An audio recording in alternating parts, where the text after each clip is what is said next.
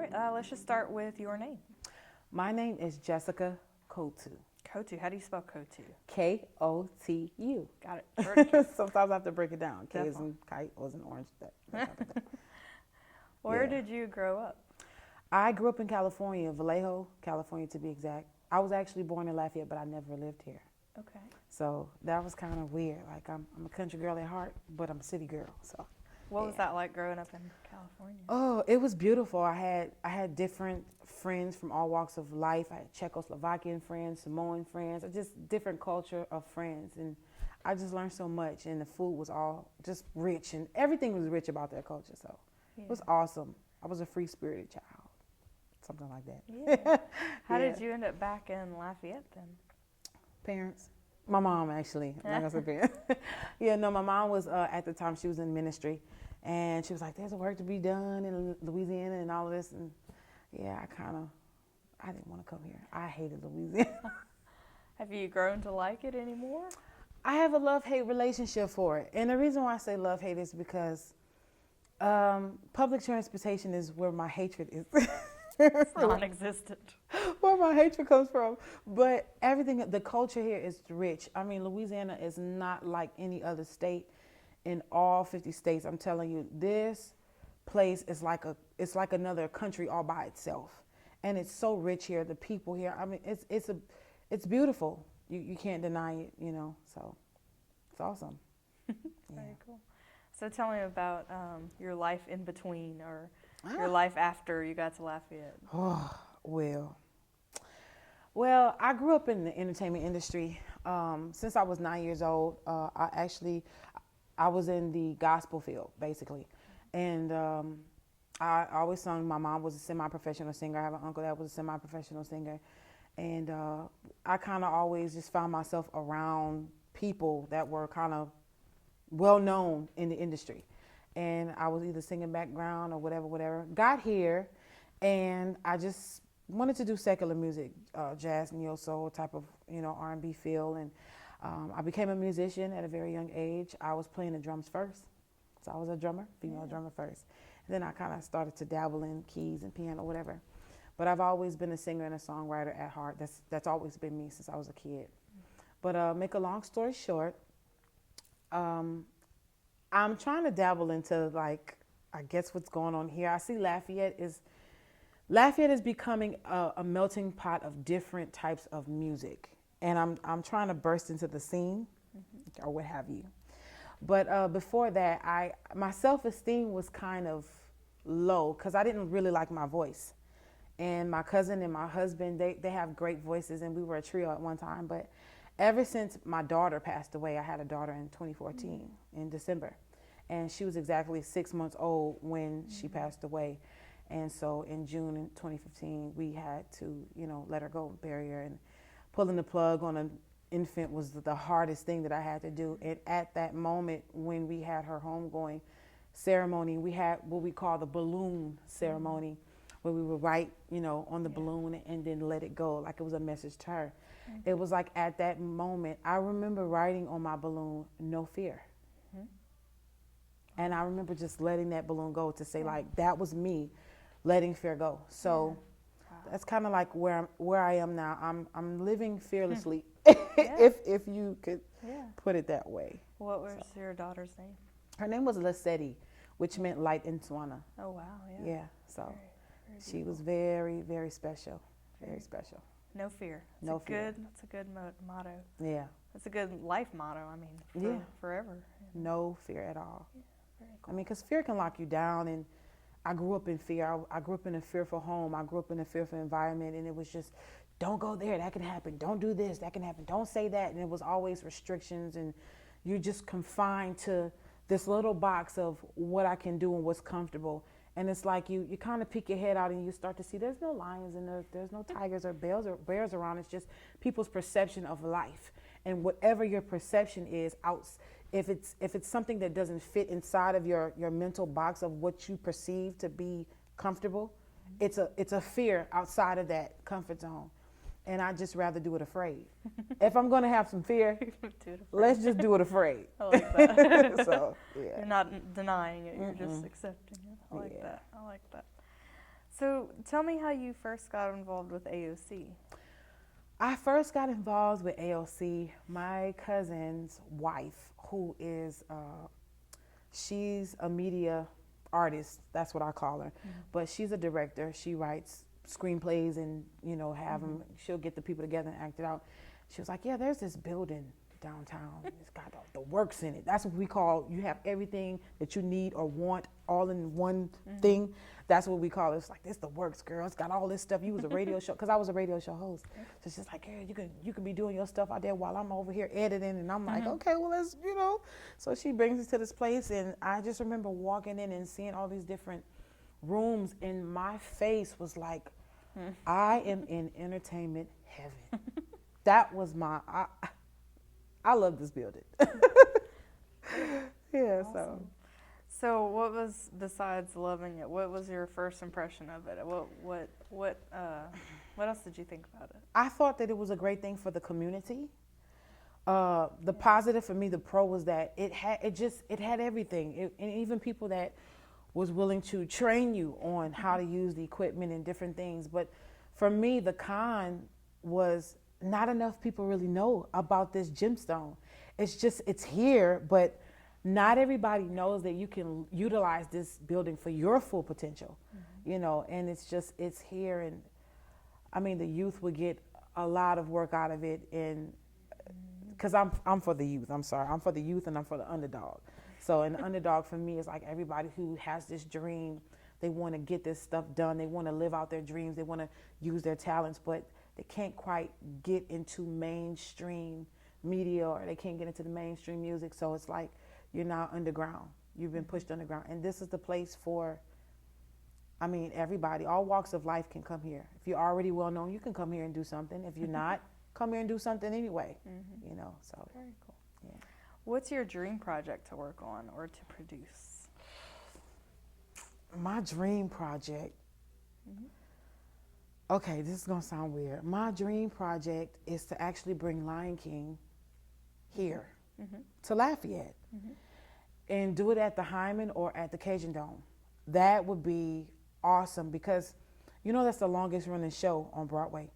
And I feel like people can experience that, especially it's my husband's culture. It's South African, and he actually knows the guy who did the musical score for Disney. So it's like, I would really love to bring that production here and just let people experience that greatness of Lion King, because it's beautiful. It's awesome. It'll bring you to tears. It'll make you laugh. And it's majestic. Cool. Very regal. Yeah, definitely. What are you looking forward to in 2017? Honestly, let me just tell you something. Ever since applying the law of attraction to my life, I'm a blank canvas at this point. Anything can be painted at any given time. I have now fully realized that I'm the master of my own destiny, and I can shape it and mold it to look and be anything or any way that I want. So for me, 2017 is success and excess. In other words, it's an overflow of success in all areas that I touch. I don't even care if it's me holding my breath. I'm going to be successful in holding my breath. That's just where I am, because I'm being so optimistic. I've had so much crap go left in my life for so long. It's like now I have to expect good, because I don't know anything else but that. And I don't want that anymore. So now I'm going down this road, and it's yellow brick. So Dorothy, here I come. Yeah. So that's just where I'm at. I'm expecting great things, and I'm great. That's what I'm expecting this year, for me to fulfill my greatness and be great. I'm giving myself permission to be great. Nice. Yeah. Nice. We should all do that. Yeah. Very cool. Are you a reader? Is there something that you're reading right now that you'd like to talk about? When you say reader, what do you mean? Yeah. Is there a book propped open right now that you're reading? Yes. Oh, what are you reading now? My book that I'm reading is E Squared by Pam Grout. Okay. Tell me about that. Yes. E Squared by Pam Grout is 20 to 30 exercises dealing with the law of attraction. Okay. And basically, you are going to prove that the universe can make things come into fruition by you asking. I'm also reading The Secret, The Power by Rhonda Byrne. She's the lady who wrote the book, The Secret. Okay. But she also has a sequel to it called The Power. So the highest vibration or the highest frequency you can ever give out is love. And that's what I am trying to embody on a daily basis. And it's beautiful. When you take that in, when you feel like love is all around you and you start to really see it and you take it in, it's like you find love in anything. That ugly copper penny that's on the ground, it's beautiful. You will find a beautiful thing in it because love is just, it's everywhere. So yeah, that's what I'm reading. It's good. Yeah. Stuff. What would you include on your best of playlist? Who do you have to listen to for the rest of your life? Who do I have to listen Yeah. to? I'm a jazz head. Okay. I am. Look, Robert Glasper is he is the most awesome jazz person ever. I do like. Now look, this is kind of like when you're not supposed to eat pork fat on the. Okay. So it's Stone Temple Pilots. It's awesome. Please don't, I love it. nail me to the cross. But I love it. I promise you, Stone Temple Pilots is has been my stuff since the '90s. People don't. Hey. That and Radiohead. Oh. I love Radiohead. I can keep going on and on, but I'm very eclectic. Yeah. I love different types of music. I don't like rap or hip hop though. Okay. I know that sounds funny, but yeah, jazz. Give me some jazz any day. Yeah. I love jazz, but smooth jazz as well. But yeah, but that Robert Glasper and those Stone Temple Pilots, and give me a little Radiohead on the side. We good. Funny. We good. awesome. Yeah. I love it. When you were growing up, what were your favorite books or movies or sports heroes, whatever? My favorite movie was Coming to America. Because I thought that was the funniest thing, was these Africans coming in here and they were just, everything was a tourist thing to them. Like they were just gravitated toward it, you know. I mean, but you should see, like, pay attention to the movie, how when they come from Africa, they're all nice and royal and they dressed up in all of this gold. And then next thing you know, they're coming out of a souvenir shop and they got all this I Love New York buttons on. I thought that was the funniest thing ever. Then my husband gets here and does the same thing. So it's like, oh, yeah. But that's one of my favorite movies. Let me see. I do have like a couple of favorite singers. One of my favorite singers is Shaka Khan. I love her. I love her. Patti LaBelle. I love Patti LaBelle. Tina Turner. I feel like I've embodied her when I was young. What's Love Got to Do with It was one of my favorite movies. And sports, when I was young, I loved Dominique Dawes. She made me feel like I can swing from anything, even when I couldn't. So yeah, and I tried, by the way, and it didn't well, but I just knew I was her. Yeah. So yeah, some of my favorites. Okay. Yeah. What did you want to be whenever you were growing up? The first thing I wanted to be was a litigator. I wanted to get paid $500 an hour just to argue with people. Nice. And I was going to do that job well. And then I wanted to be a doctor. I didn't know what kind of doctor, but I just wanted to be it. And then as I got older, I wanted to be a musician. I just knew music was my love. So, yeah. And I still do. Very and I am. Yeah. Very cool. Who were your childhood heroes whenever you were growing up? My childhood hero. That's kind of hard. And my childhood hero, honestly, for me, my childhood hero was, at the time when I was a child, was my mom. Because I watched her be married to my father and still be a single parent, if that makes any sense. I watched her work 2-3 shifts and bring home money and barely make it. She was my hero. She was my shero, if I can say that. But looking back, because of the life that I've had a rough childhood. I was homeless once when I was a kid. I was homeless once when I was an adult. Yeah, I've been through a lot. I've been through molestations. I've been through different other things. I was kidnapped at one time in my life. Like I've been through a lot. I went through physical abuse. I went through mental abuse, emotional abuse in my childhood. And looking back, I would say that I was my own hero because that little girl was broken, but she wasn't destroyed. You know, as a kid, my mom was my hero. But looking back, me, that little girl, I was my own hero. Because anything you put me through, even as a child, I survived it. So I'm here. I'm really here. And I'm living, and I'm happy. I have joy. I really do. I have joy. So, Wow. yeah. What a story. Yeah. Whew. That's a lot. That's a lot. What are you most excited about or passionate about right now?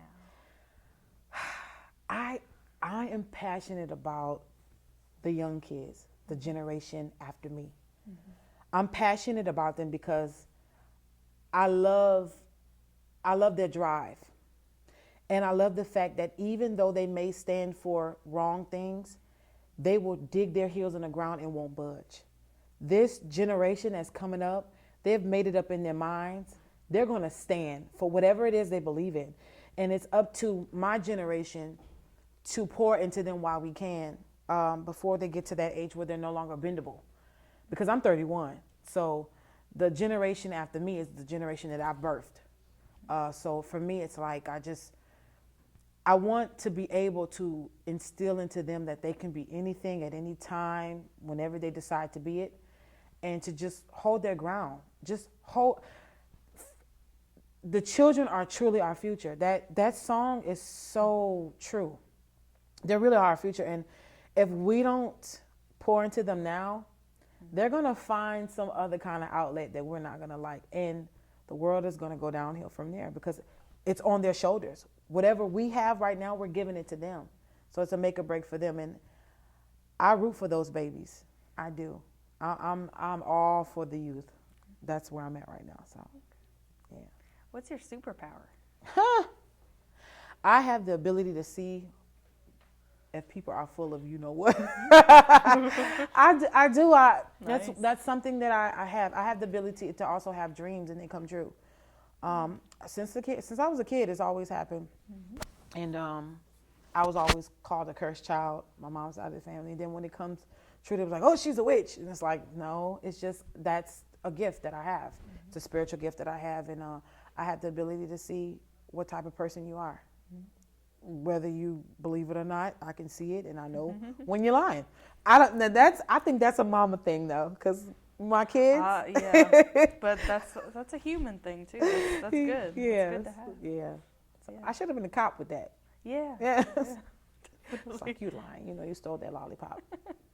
Yeah. Well, what's your spirit animal and why? You know what? It's amazing that you're asking me this. Because I was trying to get in touch with a young lady to do some soul retrieval. And I truly believe my spirit animal is an owl. I have not got a confirmation yet. I'm going to get one, but I believe it's an owl. Mm-hmm. Why do you think so? Because I can hear it spiritually when it hoots. Oh, okay. I also know it also lets me know that death is around someone that I know. And right now my father is battling stage 4 cancer. And I've been recently having dreams, seeing him in his casket. And I've just been kind of like trying to reason with the universe, like, you know, don't take him. Give him a little bit more time, da-da-da-da. But then it's like, you know, I know once I hear an owl and it's concerning him, then I know it's time. But intuition, wisdom, that night owl thing, like waking up in the middle of the night eating snacks, that too. That nocturnal thing that owls have, that's me. So, yeah. Yeah. What is one thing that few people know about you? One thing that few people know about me, I'm a prankster. I love pranking people. Yeah. I will prank y'all if y'all give me some time after this. I promise you, I will prank a baby, an infant, and they wouldn't know. I know that's horrible, right? But yeah, like I do. Don't fall asleep around me because you will have some shaving cream in your hand. And whoop, yeah, all that. Hey, good stuff. I'm a prankster. If you could have dinner with 5 famous people, who would they be? 5 famous people. Oh my gosh. Living or dead? Sure. Tesla is one of them. I'm sorry, I have to pick his brain. Okay. Einstein is another one. I gotta pick his brain. Okay. Malcolm X. I want to know. I just want to know what was on his mind. See, this is all brain picking. The last 2. One is Oprah, because I really want to prick her brain. Like it's not even the fact that she's like one of the richest people in the world, but I just want to know certain things, like certain questions that I want answered. That last one is very, very hard. That last one is like a cross between, okay, like this is what Kurt Cobain. I don't know why. I just don't know why. You have a little rocker in Yeah, you. girl, I'm trying to tell you. It's either that or John Lennon. Okay. Yes. And then it's like, just slip Jimi Hendrix on in there. Sure, why not? Yeah. So that's where I'm at. Very cool. Yeah. All right. If you were a season, which one would you be and why? Fall, baby. Oh, why fall? Because it can't be too hot and it can't be too cold. And then it's beautiful in that time. It's like the leaves are golden brown and you have these orange colors and these yellows and these greens, and it's beautiful. And I was born in the fall. I'm a September baby, so. Yeah. What inspires you? What inspires me? My babies, my kids. I have my baby will be 3 months tomorrow. I just had a 3-month-old boy. Congratulations. Only boy out of 4 babies. A baby boy. Yeah. So he's the last Mohican. Little papoose, that's it. So yeah, that's my inspiration. They keep me going even when I don't want to. Yeah, family. My husband is also inspiration as well. But my children, they make you dig deep. I mean, out of a well you never knew was dug inside of you. Just grab it out and you. It's like wow. Whew. Yeah. So. How would you like to be remembered? How would I like to be remembered? She left here fighting. She made an impact on people. She gave as much as she could. She encouraged as much as she could. She was the type of person that will give you the shirt off her back, and she would have on an undershirt. But like, she was just. I would really like to be remembered. Like, you know what? Jessica just always had a positive spirit about her. And she could sing. Yes, she could sing. But yeah, that's pretty much it. I'm loyal. I'm a loyal person, and I just want to be remembered like that. I'm loyal. I was always a loyal person. I always tried to do what I said I was going to do and try to make a difference in any area of somebody's life.